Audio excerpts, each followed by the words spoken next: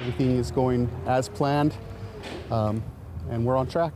It will be just a matter of months when the transformation of this city structure will be complete and become Frisco's new municipal court building. Very exciting.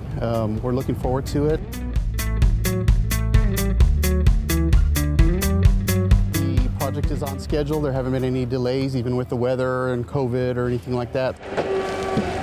Construction started last August on the former senior center, and the building looks completely different, both inside and out. It's really exciting. I mean, I intentionally stayed away for a little while, and I came a couple of weeks ago and did a walkthrough, and it is pretty exciting to see everything take shape. Columns now stand out front where the porte-cochere once stood. And it's looking very stately as was intended.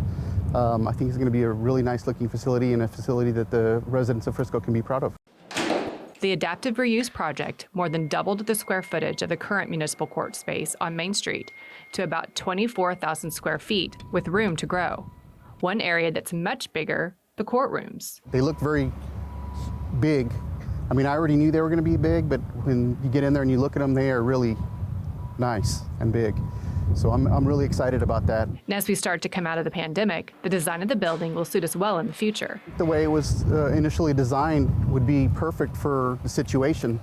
Hopefully we won't have to continue to go through that, but if it does happen again, or if we have to continue to have social distancing guidelines, I think the facility can be set up perfectly for that. 2015 voter-approved bonds funded the $10 million project. And once they start moving stuff, it's going to get even more exciting, I'm sure. The new municipal court building could be up and running by August.